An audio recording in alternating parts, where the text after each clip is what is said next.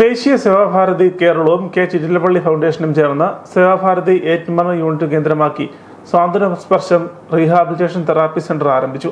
Ramakrishna ബിൽഡിംഗ്സിൽ rehabilitation therapy സെന്ററിന്റെ ഉദ്ഘാടനം Kottayam medical college സാംക്രമിക രോഗവിഭാഗം മേധാവി ഡോക്ടർ സജിത് കുമാർ നിർവഹിച്ചു.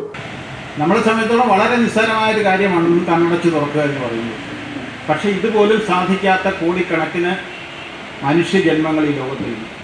അടച്ചുപോയ കണ്ണ് എത്ര വിചാരിച്ചാലും തുറക്കാൻ പറ്റാത്ത, തളർന്നുപോയ വിരല് അനക്കാൻ പറ്റാത്ത, ശ്വാസം വിടണമെങ്കിൽ സ്വയം അത് സാധിക്കാൻ പറ്റാത്ത, അടുത്തു നിൽക്കുന്ന മാതാപിതാക്കളെയോ സഹോദരങ്ങളെയോ തിരിച്ചറിയാൻ പോലും പറ്റാത്ത, സംസാരിക്കുകയോ അവരുമായിട്ട് സംവദിക്കുകയോ അല്ല, അവരാരാണെന്ന് അറിയുക പോലും ചെയ്യാൻ പറ്റാത്ത ഒട്ടനവധി മനുഷ്യജന്മങ്ങൾ നമുക്ക് ചുറ്റുമുണ്ട്.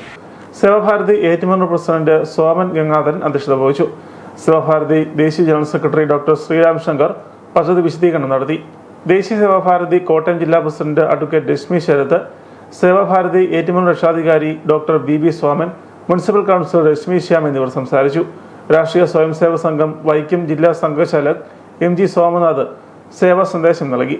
സേവാഭാരതി ഏറ്റുമാനൂർ സെക്രട്ടറി അനീഷ് മോഹൻ, സ്വാതന്ത്ര്യ സ്പർശം കൺവീനർ ജേക്കബ് കുപ്പിക്കാട്ട് എന്നിവർ സംസാരിച്ചു. കൗൺസിലിംഗ്, സ്പീച്ച് തെറാപ്പി, ദിവ്യാംഗന സേവാ കേന്ദ്രം, behavioural therapy, general physiotherapy, special education, stroke rehabilitation, paediatric physiotherapy എന്നിവയെല്ലാം സൗജന്യമായി സെന്ററിൽ ലഭ്യമാണ്. സ്ട്രോക്ക് മൂലം കിടപ്പിലായ യുവാക്കൾ, അപകടങ്ങളാൽ ശാരീരിക വൈകല്യങ്ങൾ സംഭവിച്ചവർ, ദിവ്യാംഗർ തുടങ്ങി ജീവിതത്തിൽ കഷ്ടത അനുഭവിക്കുന്ന സാധാരണക്കാർക്ക് സൗജന്യ പുനരധിവാസ ചികിത്സ നൽകി അവരെ ജീവിതത്തിൽ വീണ്ടും കരുത്തോടെ മുന്നോട്ട് പോകാൻ സഹായിക്കുകയാണ് സെന്ററിന്റെ ലക്ഷ്യം. ഏറ്റുമാനൂരിലും സമീപ പഞ്ചായത്തുകളിലെ രോഗികൾക്കും ഈ സേവനം ലഭ്യമാകും.